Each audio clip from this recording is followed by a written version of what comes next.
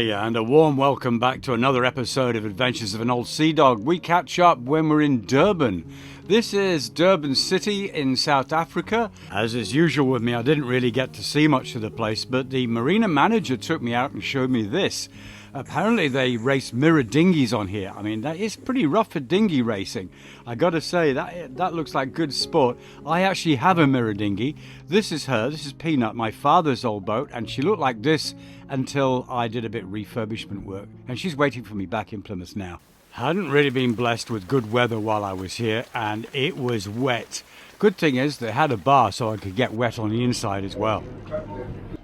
I would say tomorrow morning. This was a briefing put on by the management of the marina to help the yachties understand just the pitfalls and the dangers of sailing down the wild coast. Lots of Dutch courage was required. One thing I have to say about South Africa is the organisation is brilliant for the yachties. And this is Vince. When I came into Durban, he came aboard with a bottle of wine for me. Thanks so much, mate. He is your go-to man. He takes care of everybody, and it's all done on a voluntary basis. Cheers, mate.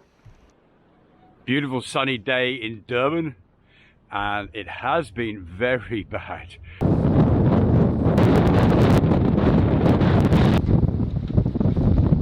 But the wind is gone, hopefully not all of it. There's the good wind is arriving, and we're going to leave now. Time to get all the covers off. Okay, silly sun hat is on. This is always the bit that makes me nervous. Getting off the jetty. That's the radio. I've got to get port control and say, can I leave, please? Tim, that's brilliant. Thank you. I got you on camera as well. You take care of yourself. I will. Durban is one of, or at least probably the biggest port in South Africa. It is huge, and I had a long way to get to the exit of the harbour. I had to radio through for permission. I did that, but by the time I got to the exit, it was a good 20 minutes later. There was so much wind on the microphone you can't hear what I was saying, but basically I'd got to the exit halfway down, and they called me, Port Authority called me and said, there's a ship behind you, what are you doing there? I said, I called you, it's just over my shoulder there. So I had to do some quick thinking, and I pulled over to one side to let him through. It doesn't look close, but that thing was moving fast. Basically, it was a communications problem. The person in charge of the radio for the port had such a heavy accent, nobody could understand what they were saying, including me. So it was good for me to get to open sea at last. Stress-free, quiet. I'm at home in this place. This is where I feel complete.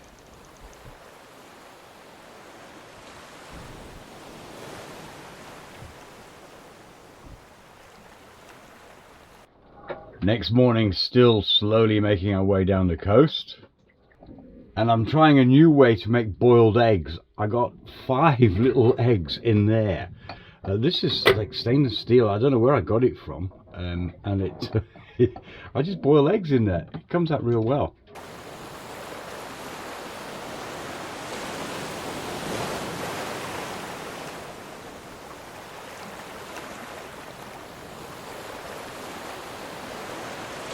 A bit later in the afternoon, it's looking gloomy, but the rain is holding off, the wind is reasonable, and the current is exciting. Yes, I'm close to land, so I've got some internet. And you can see this, it's like a trench, an underwater trench. And the Agulhas current runs down here. And at the moment, well, we've just been doing, although 7.3, we've just been doing 8.5 knots a few minutes ago. So yeah, so I'm kind of staying in this trench. It's sort of carved out of the ground over a millennia of current coming down here, I guess, I don't know. But yeah, but it's close to land, so I've got to be a little bit careful tonight. Getting everything else all charged up before the night comes. Wasn't figuring on staying 2 nights at sea, but because I did such a slow passage yesterday, it's another night tonight. Not made a proper bed, I'm just going to camp out there for tonight. There's enough wind, so I've got Turby working. He's going to make electricity for us tonight. The strange thing about sailing in current is the sea looks fairly placid, and it doesn't look like you're actually moving very fast. That's because the sea and everything in it is moving at almost the same speed. Right now we're just doing shy of 8 knots. I mean, that's fast for a boat like this.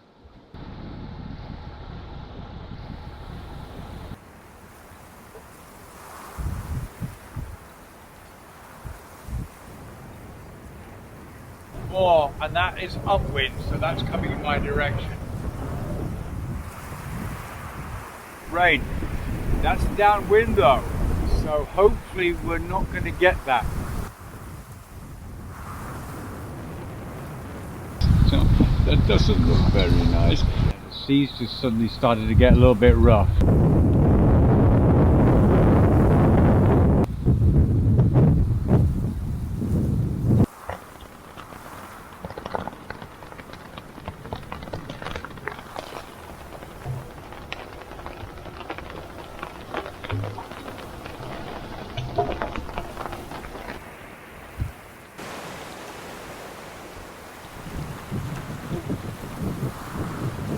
The wind is blowing us onto the shore over there. Ah, no.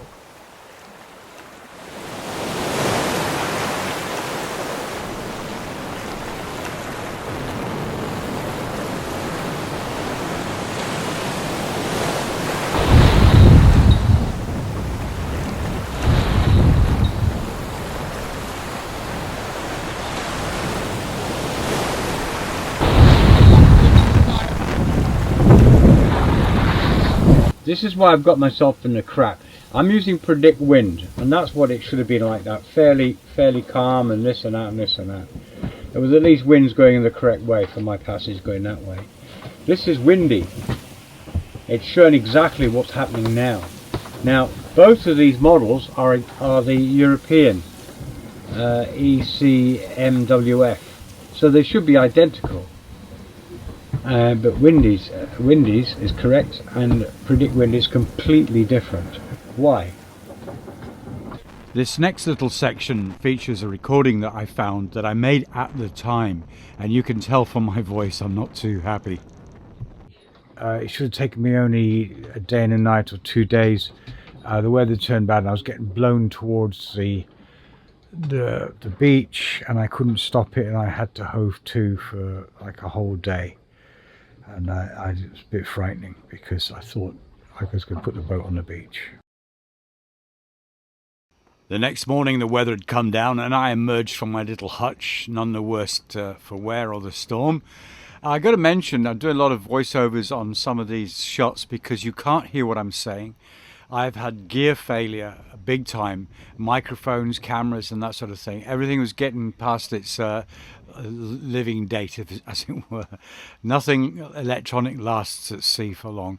And I was looking forward to getting down to Cape Town so I could replace what was being damaged and wasn't working anymore. The Aguilas current runs down the east coast of southern Africa, and that's where we are at the moment.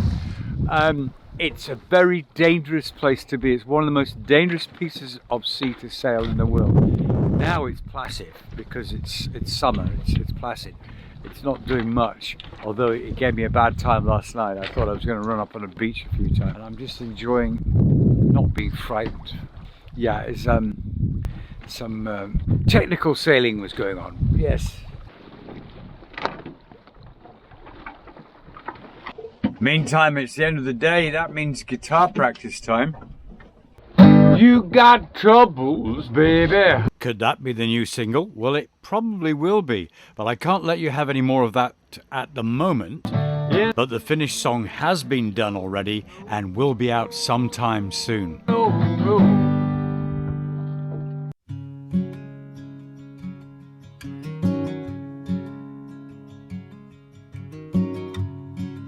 The weather forecast told of more bad weather coming in 2.5 days' time, so I had to find a place to hide. And this was going to be East London. By the morning, I could see the lights of the port. Using the sail a little bit, really it's the engine that's providing the power here. Still got a bit of current. When we leave, hopefully in not too many more days from now, we're going to go down that way. And they say it's a lot easier than the bit we've just done. Yay, I'm inside the harbour. This place seemed to have a nice vibe, but before I did anything, I had to have breakfast because I was starving. Then I thought I'd give myself a good breakfast. My favourite, pan-made homemade bread with crispy bacon. Oh, look at the energy come off that. Yeah! a bit, Shaddy.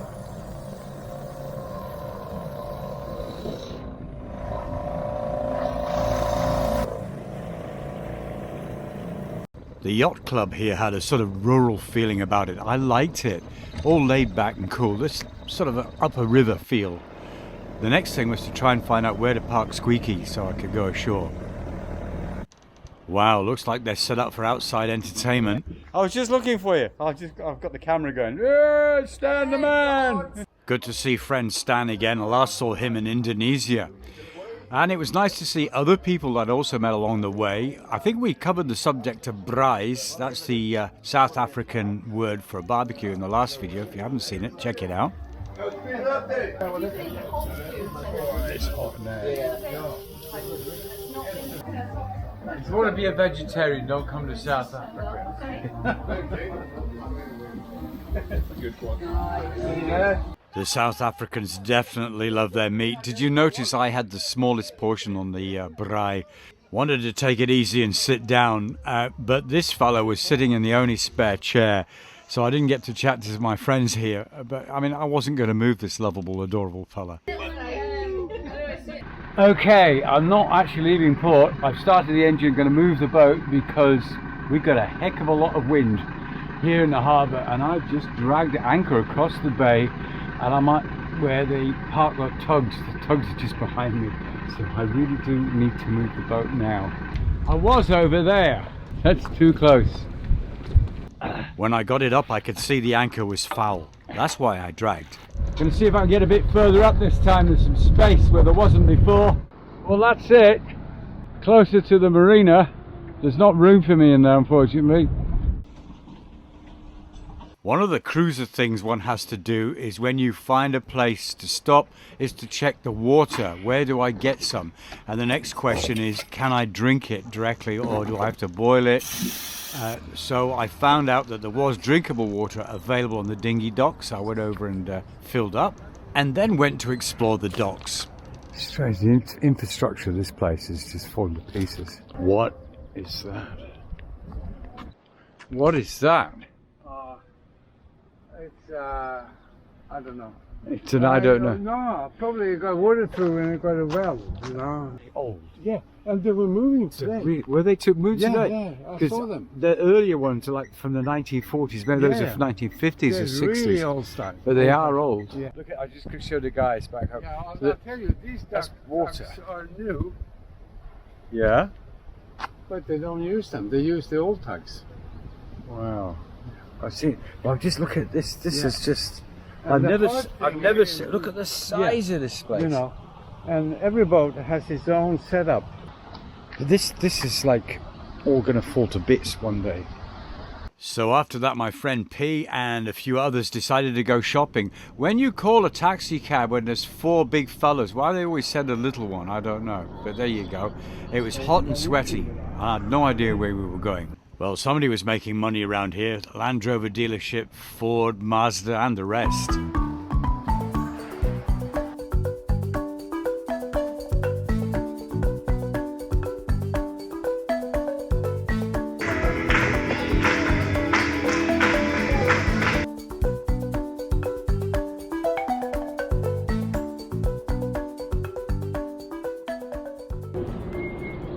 Friends leaving this morning.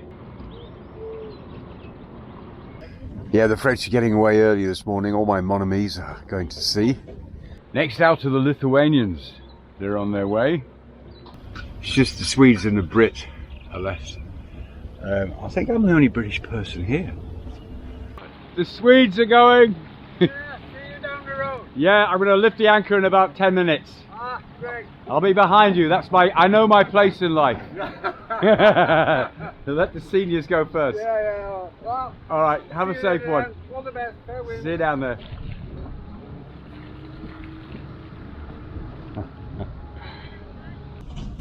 He's such a nice fella. He'll take a joke. We've had a few good laughs together. He's one of these people you just meet along the way. You naturally get on well with each other, and you become sort of best friends for the week or two that you know each other, and then you might never see each other again. And just for this leg, he has some other best friends, but they're not here, so we're best friends. Next week it might be somebody else. That's the cruising life, and it's good. But it's always sad to say goodbye. Anyway, we're all going to the same place. As usual, I'm the last one to go. Almost at the exit or the entrance, depending which way you're looking. And there you go. It's goodbye to East London. So over an hour later, and I'm still on the helm, and there's no wind, and the engine's still running, and we're still not getting anywhere. Everybody's ahead of me. All my friends have gone over the horizon. That's it. They've gone. I'm still here. No way, no how. No wind. Engine on, and one boat just going to come past me now. The rich people are coming out, and they're just going to overtake everybody. Yet another Scandinavian and another guy called Per. He's skippering this one. It's an Oyster. I got to know them back in Port Elizabeth. He was filming me and I was filming him, and that's the shots that you saw at the very beginning of the video. So mate, thank you for that, and wherever you are, I hope your sailing is good and you're having fun. I think he's sailing that. Yeah, he's not using an engine, he's actually under sail. That's the difference with a lightweight boat and something like mine. It's just, this is a brick, that's a racing hound, you know. That's why I'm so slow of getting anywhere, and it's becoming a pain. I got to say, it is becoming not pleasurable. I'll be a day later than everybody else. A day on this leg. It was a 2-day journey. I did it 4. I took twice as long to do it as everybody else. But on this occasion, I was making good time. The weather was good. The current was pulling me in the right direction. The winds were good. It was all good, and I was actually enjoying myself. And this is my next port of call, Port Elizabeth, and I was having a good time until the engine didn't start. Then I wasn't having a good time. They sent out a rescue boat, but I fixed the problem. Turned out not to be a mechanical fault, but a Barry fault. The gear lever was in gear, so the engine wouldn't start. I got it going, but the guys were insistent on escorting me in because harbours don't like boats that break down in harbour entrances. I was going down on that breakwater. I'm down happy I got the engine going. Ooh. Glad those boys are there, and I'm even glad I didn't need them. That's nice. I got it sorted. Here we go. As you can see, this is a much busier port than the last port, and you can see why the harbour master wouldn't want a broken down yacht bobbing around his harbour entrance. Time to get myself onto a berth. As usual, it was a bit tight, but there was help on hand, so that was nice.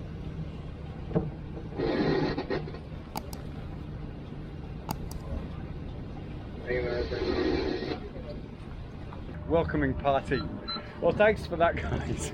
I was so happy and relieved to have found shelter from the front that I knew was going to come through. You'll see it in the next video, and it was strong winds. I was so lucky to be in that marina.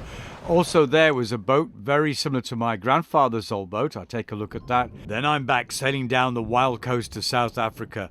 Join me then. In the meantime, thank you so much for watching this episode of Adventures of an Old Seadog, and a huge thank you to my patrons who just make this all possible and have supported me over the years. Thank you so much. Find my media here and check out my music channel. All links are in the description below. Till next time, take care.